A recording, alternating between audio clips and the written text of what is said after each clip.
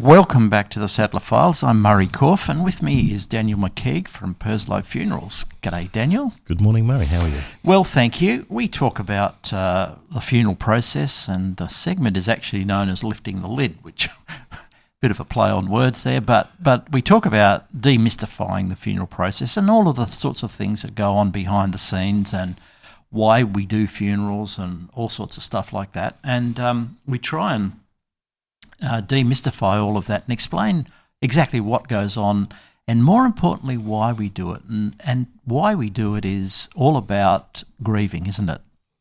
It is. We need to be able to make sure that as we go through the process of loss that we actually acknowledge things and we are able to share, and we're able to be able to make sure that we're looking after ourselves and the community as we go through funerals. Yeah. And there are those that really sometimes dismiss a funeral as probably unnecessary fluff and pomp and circumstance. But the reality is, as you've said so often, grief will get you in the end, won't it? Very true. You can delay it, but it'll always be there, won't it? And so, we're very strong now in getting out and talking to the community and even our families that come and see us about why funerals matter. Absolutely, and they do. And of course, it's people often don't understand that or even think about funerals until such times as they have to care for a loved one who then passes, and then all of a sudden they're faced with the need to do things because you just can't let it rest at that, can you? In that first stage of grief, it's a lot of shock, especially if it has been a sudden death. So what you need to be able to do is also allow yourself time. You need to be able to think. You need to be able to make correct decisions, and we allow you to be able to do that. There's no rush into doing the arrangements. If you want to be able to do the arrangements quickly, we're there to be able to support you and help you and guide you.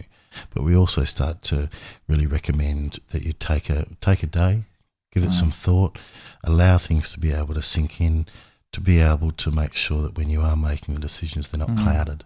And that you're doing the right thing by the person who's passed away, their friends, the family, the community at large, and being able to say goodbye. One of the things that I guess we don't often think about is that, of course, when someone is diagnosed with a terminal illness and has a particular time, a short lifespan beyond that diagnosis, the grieving probably starts at that point, would you think?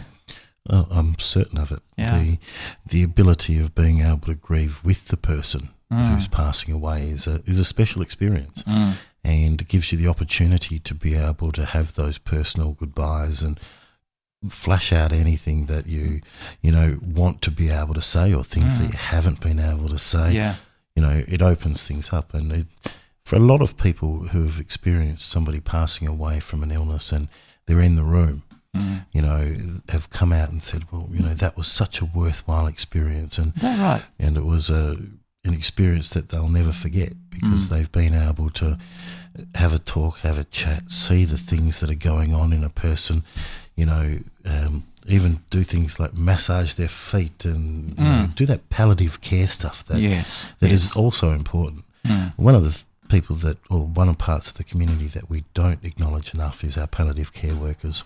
Our silver chain workers, the different units that are set up at hospitals that really care for people that are going through, that really difficult time and enabling them to say goodbye, in a fashion that is, comforting, supported and nurtured before the actual funeral service even comes into play. So grieving has been a very big part of that as you go. Of course it has. And then, of course, once the funeral takes place, the person has passed and the funeral takes place, the grieving just continues, doesn't it, to a point where the whole ceremony, if you like, or of the funeral assists in getting that grief out and dealt with. Then that's so important.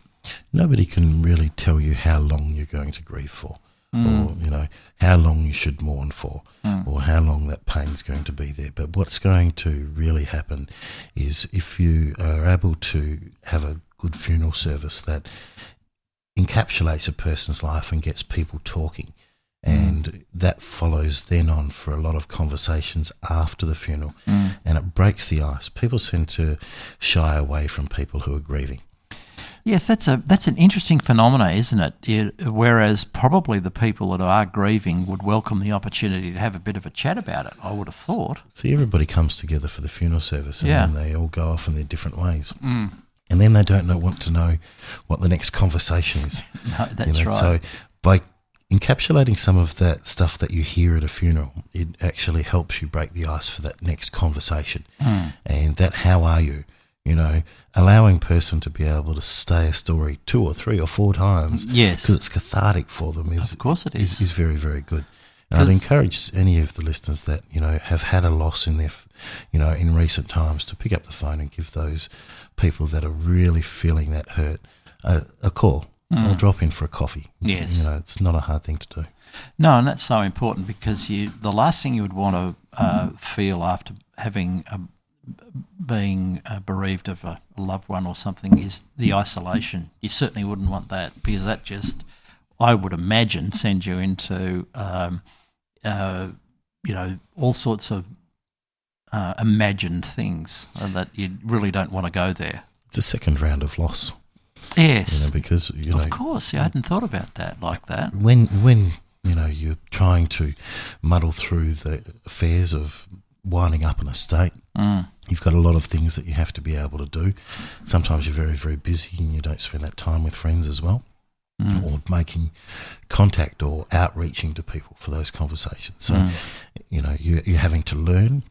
A husband or wife might have done all the finances, and you're having to pick up trying to do the finances, or you're trying to pick up lots of different things. So pretty shortly we're going to be starting some pretty regular seminars at our funeral homes for, how to cope with after the funeral.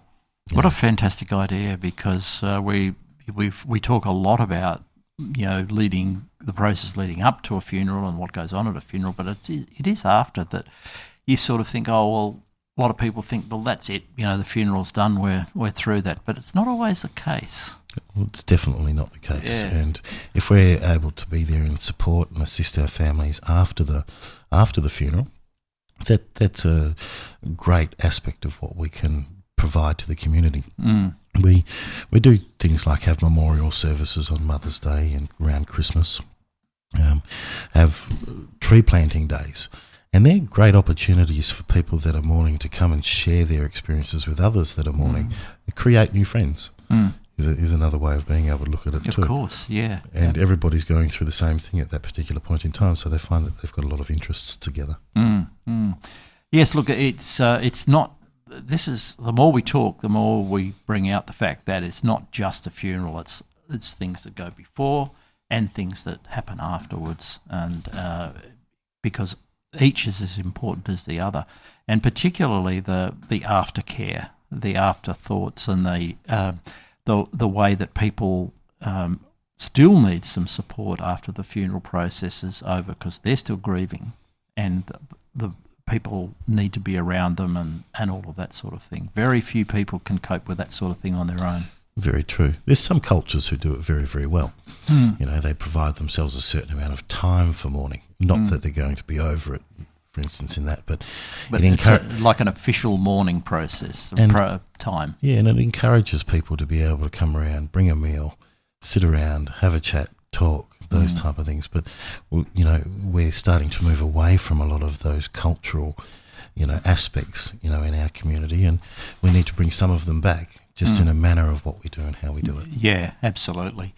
But I mean, it really is a process that you can't just take for granted, is it?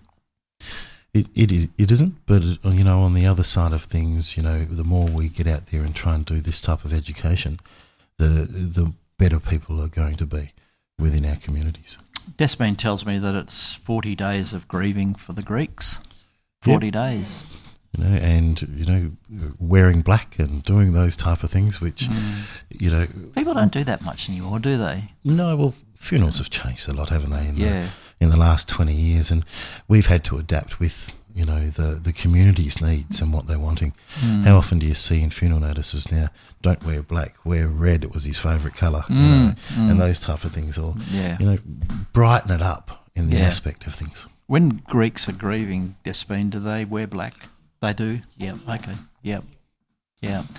See, there's still some tradition out there that people like to follow, particularly those of particular ethnic backgrounds and I guess religious backgrounds as well. And look, religion will always play a special part in funeral services. Of course it will. Whether a person's religious or not, I've always said it's very important to include some form of religion. So whether that just be the Lord's Prayer or 23rd Psalm, to allow those people that are religious to be able to participate in the service. And that's the thing, isn't it? Because there are so many beliefs that people have and religions that they follow. When you all come together, there's got to be something to acknowledge those differences. And look, we're a very multicultural community. We are. And there's a mountain of different religions out there, and nobody's ever saying they're right or wrong. What they're saying is that respect my beliefs and what I'm doing and how I do it. And whether or not you have a religious service or a non-religious celebrant type service is up to the individual and up to the person that you're trying to be able to mourn and talking about that person's life. And if religion played a special part in that life, you want to have a special part of religion within that funeral service too. Yes, yeah. And give them the opportunities to be able to do all the things they've prayed for. Yes. As they've gone through life. Of course, yeah. And it's really, sometimes you have the opportunity for people to talk about what they want in their funeral and how they want it conducted and that sort of thing. But and you've always encouraged people to have that conversation prior to suddenly not being there, and you can't have it. Look, it's people say it's a difficult topic to talk about, but it's not really. I'm not sure it is, in my opinion. I mean, it's part of life. I mean, it sounds ridiculous, doesn't it? Death is part of life, but it is. And to be able to talk about what you want helps people make the right decision when something does happen. There's a new person that's travelling around Australia who's come over from the States, and he's doing programs of dining with death. And he's had hundreds of thousands of people in the US come to these dinners so that they actually have the conversation. So they're talking about, they bring all their family and then he facilitates it, being able to say, well, okay, what do you want? How do you want it? Put all your details down. Let's write it up. Let's attach that as an addendum to your wills and all of those type of things and have that conversation. You even about the type of coffin that you're wanting. Yes. I would have, if I had $1 for every time somebody said, Dad said, put me in the backyard in a cardboard box, but we can supply that cardboard box now. So if that's really what he wants, we can accommodate that. So, get it down, get the type of thing that a person wants down on paper. People don't spend enough time also in eulogising themselves. How do you want yourself put out there to the world when you pass away? Is totally different from somebody who's never met you as a celebrant, for instance, going through and saying, well, date of birth, he was born here, he was married here. But you all you're doing is you're telling a lifeline. You're not actually telling a story. No. And you want to be able to bring part of a person's character in, things that they've done or feel that they've achieved in their life. We should all sit down and write a little bit of a bio on ourselves that says, well, okay, when I travelled around Egypt and the best thing I saw was Abba Symbol or, whatever it might be that really sparked you as a person that you really enjoyed in life.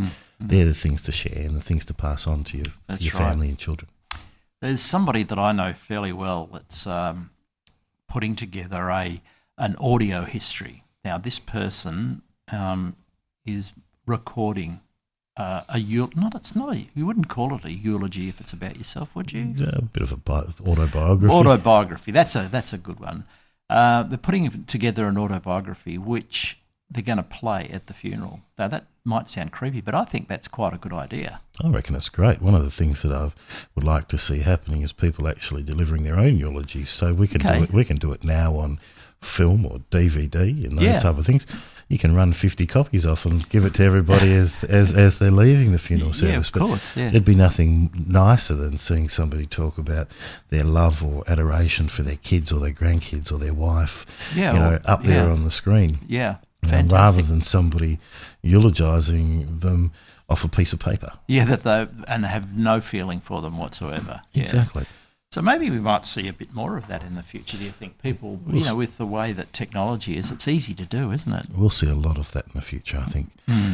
We're refitting our funeral homes with some amazing technology where, you'll be able to webcast funerals live, to designated people. So if they can't attend a funeral service, or vice versa, if someone wants to deliver a eulogy, you can actually have them up on screen, even if they're in, the States or in the UK and those type of things. What a fantastic idea. And it's the way of the future. It's the way people are moving forward. We can do it on our phones. Why can't we do it in large auditoriums? Exactly. And, of course, the other thing is, too, people wanting to attend who, even if they're in the same city, who are incapacitated or confined to bed or hospital or something like that, they can actually participate or at the very least view the funeral and feel as though they're part of it, particularly if it's someone that's fairly close to them. What a fantastic idea, Daniel. That's amazing. We've got to move forward with the community's needs and the community's wants, and also, that care factor. Taking a step back and looking at those people that can't attend a funeral for whatever particular reason, they're still grieving. So they need the opportunity to be able to, have some form of involvement. Yeah. And even if you record it and view it later, it's not quite the same thing, is it, as if you can look at it as it's happening and live like everyone else is doing it. You'd feel much more part of it, wouldn't you? I think you would. Yeah. Because you can experience the emotion that people have as the emotion is happening. But there's certainly nothing wrong with, getting a recording of a funeral service and going back and watching it. Yeah. And that's what we've been able to do for several years now, obviously. And there's plenty of recordings around the place that have probably never been watched. Yes. Or listened to again. Yeah. But at least if you really wanted to, you could pick it up and you could re-experience those eulogies in that person's life. Yeah. Yeah. It is important to do, and particularly if you're very close to that person, and it must help with the grieving process if you do it that way, and if you are able to create a memory that way. It's all part of the grieving process. It's amazing what our memories do to us sometimes, and what it brings up. My father passed away 16 years ago now, and every week I'm out at something and people go, it was great when your old man did this or your old man did that. I'm still learning about him 16 years on. Is that right? And, that's great. And they create different memories for me. And the fact that I'm never shy about talking about my father, even though he's not here, enables people to be comfortable talking to me about stuff that he did, years and years ago. Because you worked with him in the business, didn't you? I did. I grew up in a funeral home from the age of 12. I was working with my father and had to take over the business at 16 when he got sick. We then had it as a retirement fund for him, and I moved on and have managed funeral homes ever since. But as a child, you see funerals totally different to what we do as an adult. You do. And having that experience behind me, enables me to be able also to connect with children at funerals. Children at funerals is something that never used to be. The children, and in some cases, and going back a few years, women didn't go to funerals much, did they? It was always a male thing. No, but look, I encourage children to be at funerals. People say, should I bring them, should I not? What happens, they're seeing grandma one day and then the next day she's not there, she's gone on a holiday, and she never returns. And then a light comes on in the child, in 6 or 12 months' time, and they've got to grieve too. So the possibility is there that they accept for a moment that grandma's gone on a holiday, but when the reality hits them, that's the starting point for their grief. That's the starting point for their grief. So by incorporating and teaching children what the process of life is at those points in time when you're actually doing a funeral service, and for them to be able to participate is a great way of being able to support them. We have things like colouring in books which talk about death, so that, you know, when we're doing the arrangements, we'll give them to families to take home for the kids, so that if they're having trouble explaining what's going on, they can sit down with a colouring book and they can go, well, okay, you know, this is when the person's born, this is when the person was sick, colour in the bed, you know, all those type of things, and now they're not here. You know, and how to explain that process. And they're great different things that we've got within our cachet of, you know, stuff to be able to give to families. Absolutely, and it's as I say, it's kids these days are a lot more able to digest information like that, rather than being shielded from it, which was what the theory was in years gone by, wasn't it? You had to shield them. But they can overhear mum and dad talking. Of course they can. You know, we all used to do that. And they're wondering why mum's crying and Yeah. upset for the next 3 weeks. They think it's something they've done. Yes. You know, not something that, you know, has happened within the context of a person's life.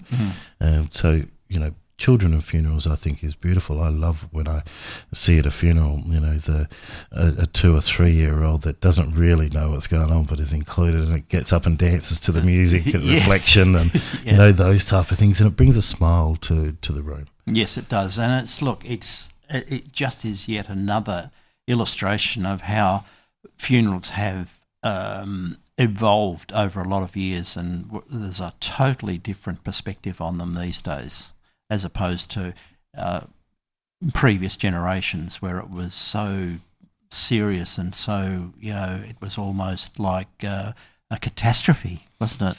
It is, you know, and the way that things have changed are for the better, and they'll continue to change. I think you'll still see over the next 5 to 10 years the biggest changes come through in funerals that have probably happened even still over the last 20 years. Is that right? Because the way that technology keeps pace, the way that people are starting to be more expressive, the way that we, you know, bring people into a funeral rather than them just sitting down and listening to something.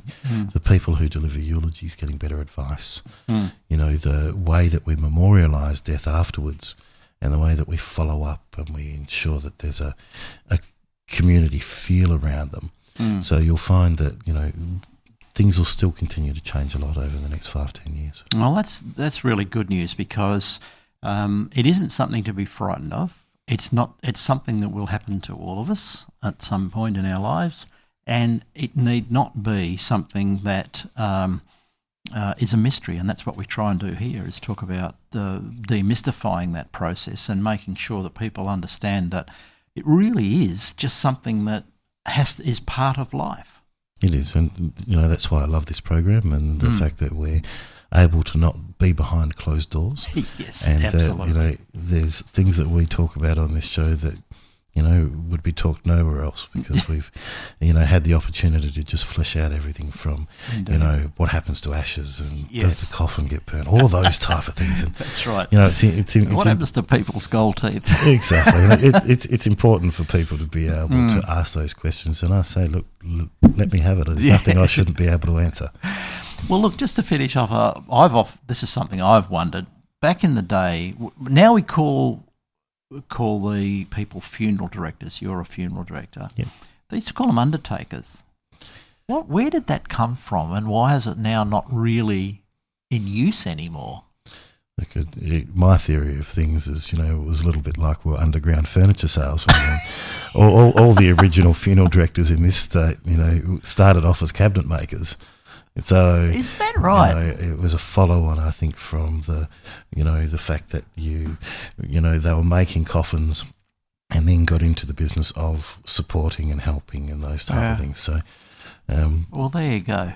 That's my theory of it. Well, look, it's as good as any I've heard, because it's look, I think a funeral director is a much more appropriate name. I mean, undertaker, what does that mean? Doesn't mean much at all. Exactly. It says funeral director says what it is, and doesn't try and hide hide what it really is. It makes no sense to do it any other way. I'm a regional manager, but when I go out and people say, "What do you do?" I say, "I'm a funeral director." Yes. I don't put myself on title. So very good, very good. And the new premises in Subiaco, they're up and running now? Up and running, magnificent facility. That's excellent.